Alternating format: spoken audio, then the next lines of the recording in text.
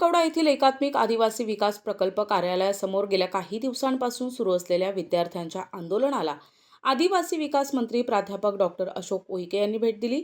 यावेळी मागण्यांबाबत सकारात्मक चर्चा झाल्यानं विद्यार्थ्यांनी आपले ठिय्या आंदोलन मागे घेतले। आंदोलनाला भेट दिल्यानंतर उईके यांनी विद्यार्थ्यांच्या समस्या जाणून घेतल्या आणि त्यांच्याशी चर्चा केली। महाराष्ट्र शासनाच्या वार्षिक महागाई दरानुसार प्रत्येक वर्षी आदिवासी विकास विभागाअंतर्गत येणाऱ्या जिल्हास्तरीय मुलामुलींच्या वसतिगृहांमध्ये लागू असलेल्या डीबीटीए योजनेमध्ये प्रत्येक वर्षी महागाई दरानुसार वाढ करण्यात यावी। आदिवासी वसतिगृहात प्रवेश झालेल्या मुलामुलींची वसतिगृहात उपस्थिती किमान 85% बंधनकारक असावी। तसेच वसतिगृहात सतत 60 दिवस गैरहजर राहिल्यास अशा विद्यार्थ्यांचा वसतिगृह प्रवेश रद्द करावा या प्रमुख मागण्यांसाठी आंदोलन सुरू होतं।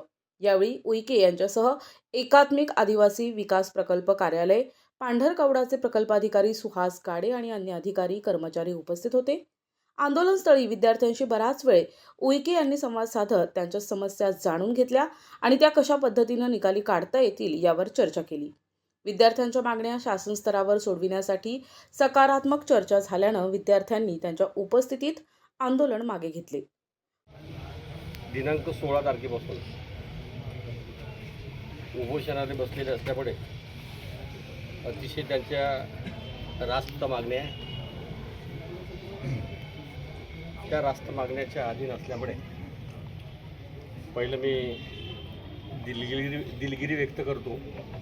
तुम्ही माझे आहे, मी कौटुंबिकरित्या बोलत आहे, तुमचं माझं नातं आहे।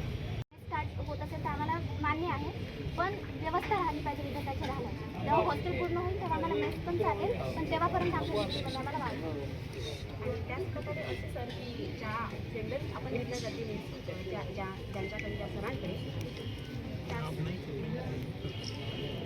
ज्यांच्याकडे जेंडर त्यांचं ते आपल्या रोजच्या जेवणामध्ये जेवढी जीवनसत्व वगैरे पाहिजे सर तेवढी त्या जेवणाची सर त्यामध्ये काय आहे राहते म्हणजे प्रतिनिधी कलीम खान, NTV न्यूज मराठी, यवतमाळ।